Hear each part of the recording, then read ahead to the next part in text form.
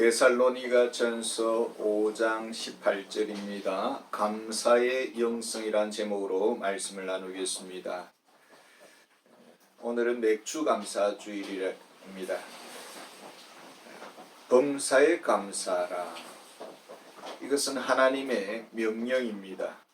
또 성도의 의무입니다. 감사의 의무를 거부하는 자, 그는 하나님의 자녀가 아닙니다.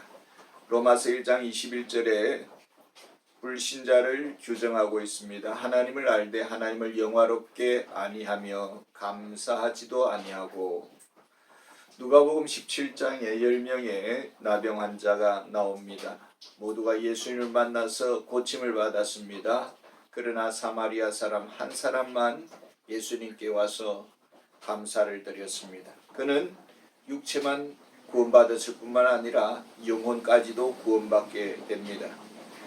나머지는 감사를 드리지 않았습니다. 그들은 육체는 구원받았을지 치유받았을지 몰라도 영혼은 구원받지 못한 자들입니다.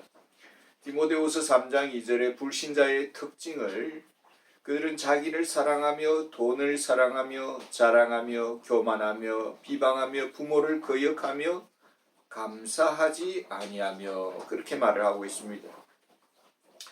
에베소서 5장 3절 4절에도 보면은 성도와 불신자를 대조해서 말을 하고 있습니다. 음행과 온갖 더러운 것과 탐욕은 너희 중에서 그 이름조차도 부르지 말라. 이는 성도에게 마땅한 바니라. 누추함이나 어리석은 말이나 희롱의 말이 마땅치 아니하니 오히려 감사하는 말을 하라. 성도는 부도덕과 연루되어서도 안 되고 성적 불결함과 가까이에서도 안 됩니다. 더럽고 어리석은 말을 해서는 안 됩니다. 반대로 성도의 특징을 오히려 감사하는 말을 하라, 이렇게 말을 하고 있습니다. 에베소서 5장 18절에 보면에도 성도와 불신자를 그 당시 관점에서 대조하고 있습니다. 술 취하지 말라. 이는 방탕한 것이니. 이것은 불신자에게 해당되는 말입니다. 불신자들이 그렇게 했습니다. 오직 성령으로 충만함을 받으라. 무엇이 성령 충만일까요? 골로새서 3장 16절에 보면 그리스도의 말씀이 너희 속에 풍성히 거하여 모든 지혜로 피차 가르치며 권면하고 시와 찬송과 신령한 노래를 부르며 감사하는 마음으로 하나님을 찬양하고. 찬양하려 하는데 그 마음속에 감사하는 마음이 있습니다. 신세 타령이나 한이나 슬픈 마음, 이런 것들은 세상 음악 속에 있는 것입니다. 찬송 드리는 자는 감사하는 마음을 가지게 됩니다. 성령 충만한 자는 말씀 충만, 감사 충만, 그리고 찬양으로 충만합니다. 이것이 경건한 자의 특징입니다. 경건한 자의 특징은 기쁨과 감사로 요약할 수가 있습니다. 기쁨과 감사, 그리고 기도. 우리는 영적 성장의 과정에 있습니다. 우리가 그리스도를 닮아가고 있고 또 그리스도 안에 거하기를 원합니다. 어떻게 하면 그리스도께 더 가까이 나아갈 수가 있을까요? 골로새서 2장 6절 7절에 보면은 그러므로 너희가 그리스도 예수를 주로 받았으니 그 안에서 행하되 그 안에 뿌리를 박으며 세움을 받아 교훈을 받은 대로 믿음에 굳게 서서 감사함을 넘치게 하라. 그리스도를 주님으로 마음에 모셨습니다. 그리고 그 안에서 행하되 일상의 삶이 주님과 동행합니다. 그리스도와 함께합니다. 그리스도를 믿습니다. 그리스도께 더 가까이 나아가기를 원합니다. 그리스도의 인격을 담기를 원하고 마음을 담기를 원하고 삶의 방식을 담기를 원합니다. 어떻게 해요? 감사함을 넘치게 하라, 이렇게 말을 합니다. 성화의 방법이, 영적 성장의 방법이 감사하는 것이다 라는 것입니다. 우리가 어떻게 넘치는 감사를 할 수가 있을까요? 범사에 우리가 감사할 수 있을까요? 우리가 감사거리가 있을 때에 또 감사했습니다. 또 감사거리가 생기면 또 감사를 드립니다. 그래서 감사가 계속 재생산이 되면 좋겠습니다. 이런 넘치는 감사의 이 비결, 감사가 재생산되는 비결이 어디에 있을까요? 감사의 샘은 어디에 있는 것입니까? 데살로니가전서 2장 13절에 보면은 이러므로 우리가 하나님께 끊임없이 감사함은 너희가 우리에게 들은 바 하나님의 말씀을 받을 때에 사람의 말로 받지 아니하고 하나님의 말씀으로 받음이니 진실로 그러하도다. 이 말씀이 또한 너희 믿는 자 가운데서 역사하느니라. 하나님께 끊임없이 감사하고 이 말씀이 또한 너희 믿는 자 가운데서 역사하느니라 그랬습니다. 하나님의 말씀을 들었습니다. 하나님의 말씀을 묵상합니다. 내게 주시는 하나님의 약속으로, 내게 주시는 하나님의 음성으로, 내게 주시는 하나님의 비전으로, 내게 주시는 하나님의 응답으로, 내게 주시는 하나님의 인도하심으로, 내게 주시는 하나님의 위로로 받았습니다. 내게 주신 것으로 믿습니다. 이제 그 역사를 기다립니다. 믿고 바라보고 믿고 또 순종합니다. 그 너희 믿는 자 가운데서 역사하느니라. 말씀의 응답의 역사가 나타나기 시작합니다. 내게 그대로 이루어집니다. 우리가 말씀의 약속을 붙잡았고 믿었습니다. 이제는 상 주시는 하나님으로 우리에게 다가옵니다. 그래서 감사가 또 재생산이 된다라는 것입니다. 이 감사의 재생산이라는 것은 말씀과의 동행과 분리될 수가 없는 말씀입니다. 그런데 우리가 항상 감사했으면 좋겠는데 때로는 우리도 완전하지 못하기 때문에 근심이가 찾아오고 걱정이가 찾아오고 또 염려가 방문을 합니다. 우리가 어떻게 하면은 범사에 모든 것에 감사하는 그런 관점을 가질 수 있을까요? 빌립보서 4장 6절에 아무것도 염려하지 말고 다만 모든 일에 기도와 간구로 너희 구할 것을 감사함으로 하나님께 아뢰라. 염려가 있습니다. 그런데 염려를 우리가 친구 삼지 않고 거리두기를 하고 밀쳐내면서 오히려 감사를 친구 삼기를 원하고 감사거리를 찾고 그리고 감사함으로 우리가 기도를 합니다. 그 예가 있습니다. 고린도전서 1장 4절에 보면은 내가 너희를 위하여 항상 감사하노니. 바울이 지금 누구를 두고 감사를 한다고 합니까? 고린도 교회 성도들을 두고 감사한다고 합니다. 고린도 교회 하면은 모든 교회 안에 있는 문제들을 종합해서 다루고 있는 것을 볼 수가 있습니다. 그 정도로 고린도 교회는 성숙지 못했고 여러 가지 상처가 많고 아픔이 많고 이것들이 다 고스란히 바울에게 짐으로 다가오는 그런 참 힘든 교회였습니다. 근데 바울은 그 교회를 생각하면서 내가 항상 감사한다 이렇게 말을 합니다. 무엇이 감사거리가 될 수 있을까요? 고린도전서 1장 5절에서 7절을 보겠습니다. 이는 너희가 그 안에서 모든 일 곧 모든 언변과 모든 지식의 풍족함으로 그리스도의 증거가 너희 중에 견고하게 되어 너희가 모든 은사에 부족함이 없이 우리 주 예수 그리스도의 나타나심을 기다림이라. 지금 고린도 교회에 나타나는 가장 중요한 어떻게 보면 장점이라고 할 수 있고 또 그 장점으로 말미암아 빚어지는 역효과들이 또 많이 있습니다. 언변이 좋은 사람들이 많고 지식이 많은 사람들 때문에 또는 교만할 수가 있는 것이죠. 그런데 바울은 그런 부정적인 말은 하지 아니하고 그런 부정적인 것은 가리워주고 덮어주고 좋은 점만을 생각을 하고 좋은 점만을 부각시키고 사랑 안에서 해석을 합니다. 그러면서 그들 생각할 때에 참 감사한다, 항상 감사한다라고 그렇게 말을 합니다. 사랑하는 마음이 있기 때문에 모든 것이 좋게 보이고 사랑하는 마음이 있기 때문에 흠은 보이지가 않는 것입니다. 가끔 근심이가 찾아왔습니다. 그런데 쉽사리 떠나지를 않습니다. 이럴 때 우리가 어떻게 해야 될까요? 사도 바울은 골로새서 4장 2절에 말합니다. 기도를 계속하고 기도에 감사함으로 깨어있으라. 기도를 합니다. 근심이 떠날 줄 알았는데 계속 또 근심이 남아 있습니다. 그래서 근심이를 두고 기도하니까 이 근심이가 기도와 섞여가지고 어둡습니다. 마음이 우울증합니다. 이때 정신을 차리고 깨어서 기도를 중단하지 말고 기도하다가 낙심하지 말고 기도하는 가운데 몸부림치면서 기도하라는 것이죠. 그리고 감사거리를 찾고 감사의 이유들을 생각하면서 기도하라라는 것입니다. 그러면은 근심이가 어디론가 사라지고 없어질 것입니다. 그리고는 내가 지금까지 무슨 기도를 했지?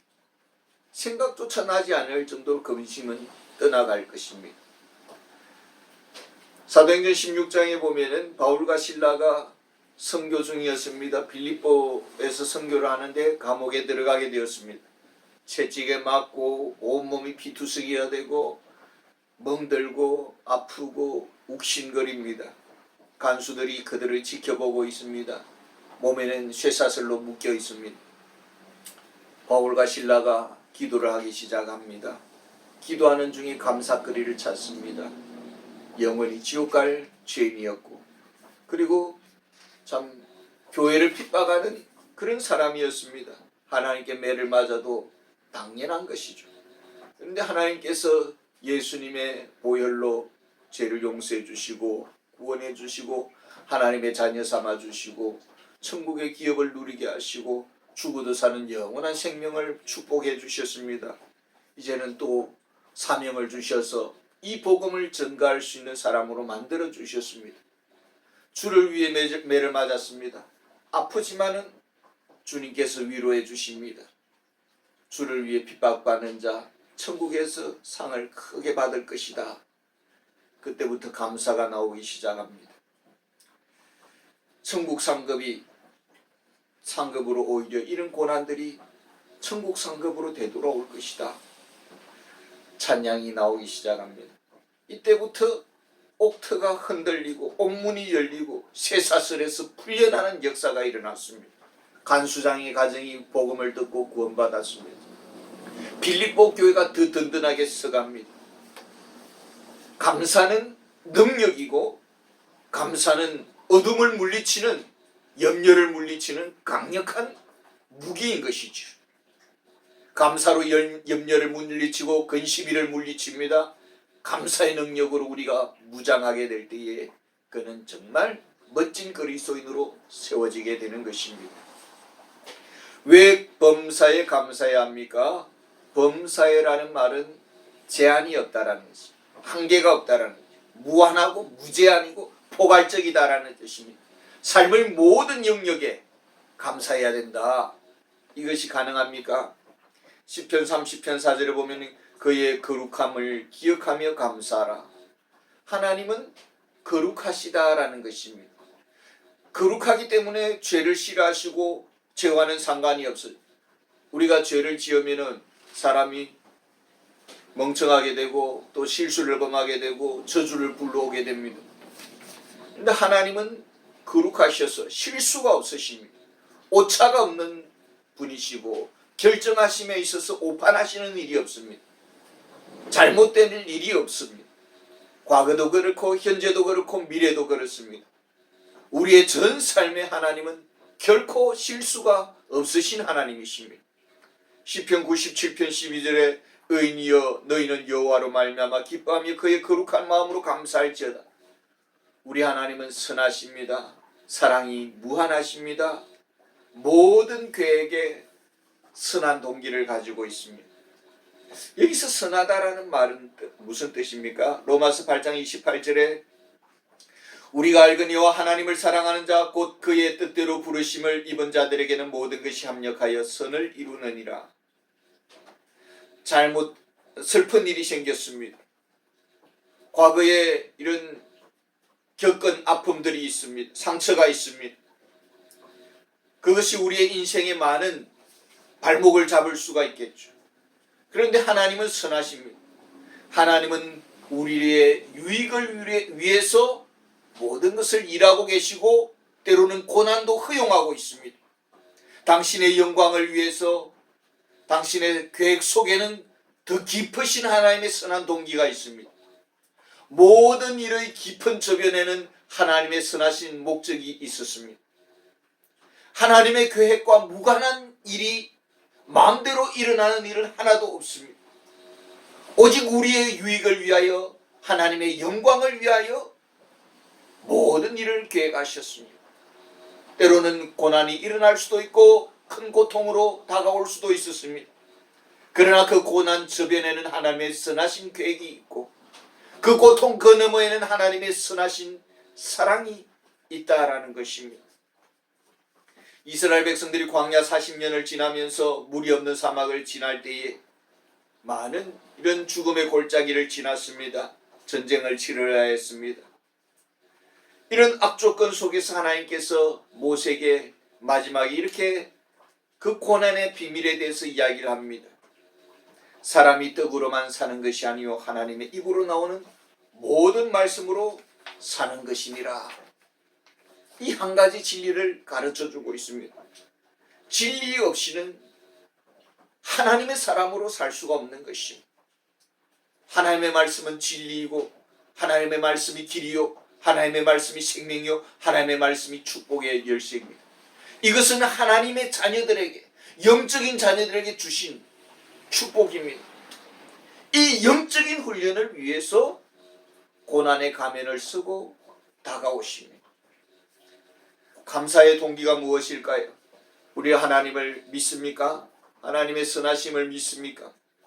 우리 하나님은 어떤 상황도 역전시킬 수 있는 무한한 지혜와 능력을 가진 분임을 믿습니까?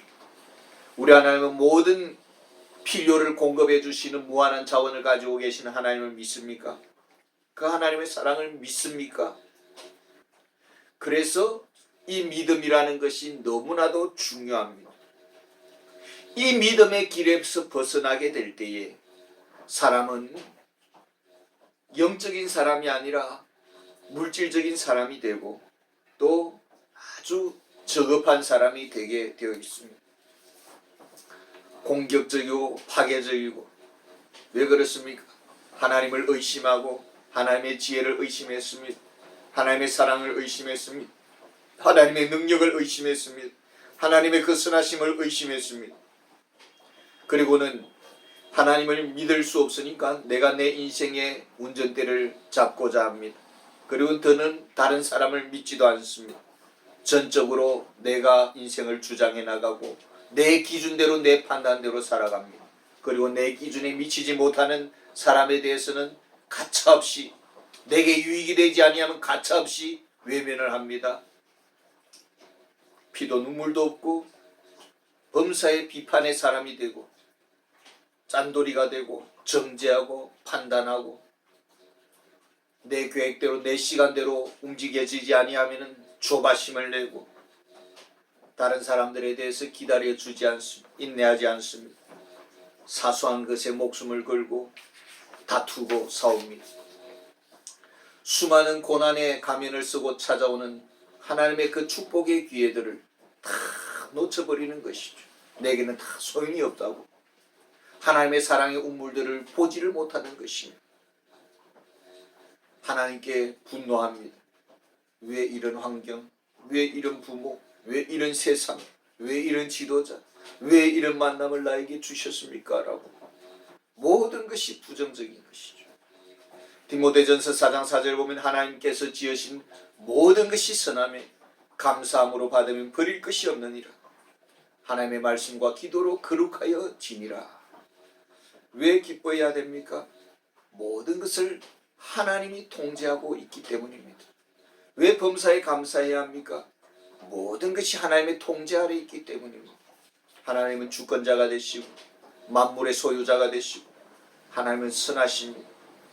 우리가 하나님의 말씀을 믿습니다. 믿음 안에서 말씀이 역사하고 또 응답을 받고 축복을 받습니다.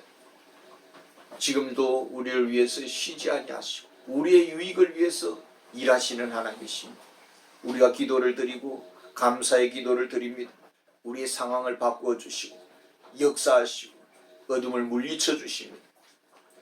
그러면 기쁨이 찾아오고 그리스도인은 기쁨으로써 자기의 존재됨을 고백하는 것입니다. 나는 그리스도인입니다. 이것을 무엇으로 고백합니까? 입으로만 아니라 우리의 얼굴로서, 우리의 존재로서 우리의 그리스도인됨을 고백하고 전하는 것입니다. 저는 이것이 진정한 전도이고 이것이 진정한 예배이고 이것이 진정한 찬양이라고 믿습니다. 기쁨과 감사로 전 존재로서 하나님께 영광 돌리는 우리 그리스도인이 되기를 원합니다. 감사합니다.